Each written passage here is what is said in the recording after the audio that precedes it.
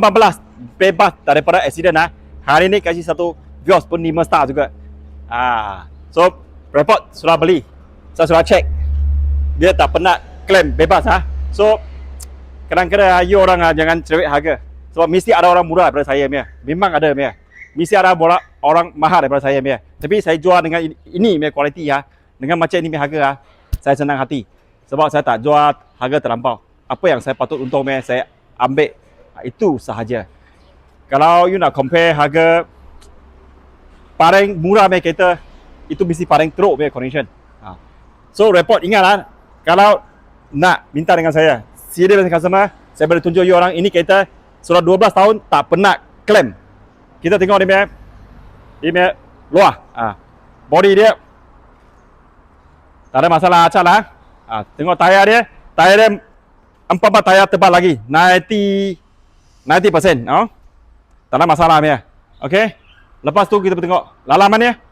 Okay, tengok lalaman dia semua ini sudah buat Dera seat Dera seat. Okay steering pun kemas juga everything kemas juga. Ini kereta kalau ikut condition macam ni sudah kira kemas. Lagi dia tak ada accident, so kita pun senang hati. So kita tengok dia lalam kemas tak kemas, lebih kurang tengok ni sudah macam ni.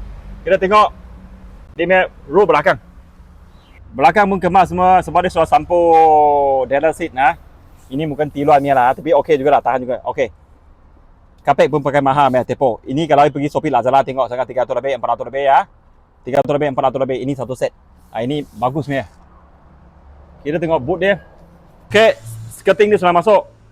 Spoiler skirting ni taruh tiari ni Reverse camera pun ada. Okey, ini marking semua ada, original marking Okey, tak pernah accident ni So boot dia kasih tengok pun marking ada, tak pernah accident ni Kalau ada accident report sudah ada.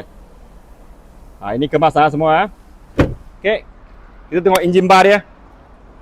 Tengok engine bar dia semua original lagi Lampu punya bracket masih original Ini lampu original so ada kuning sikit. Ini saya boleh polish untuk you orang. Ini bermakna ini kereta original. Kalau lampu terang-terang itu surat panel sudah kena, sudah tukar. Ini pun original. Baik. Ini. Itu ada pergi undi Okey. Nampak tak? Original mounting ini warehouse. Tak ada masalah apa-apa. So, bermakna you orang nak kereta yang berbaloi dengan tak pernah accident, bebas accident, follow saya punya page. Saya kasih you orang kereta semua ada selia report. Jom check ni claim report. Sekian, terima kasih.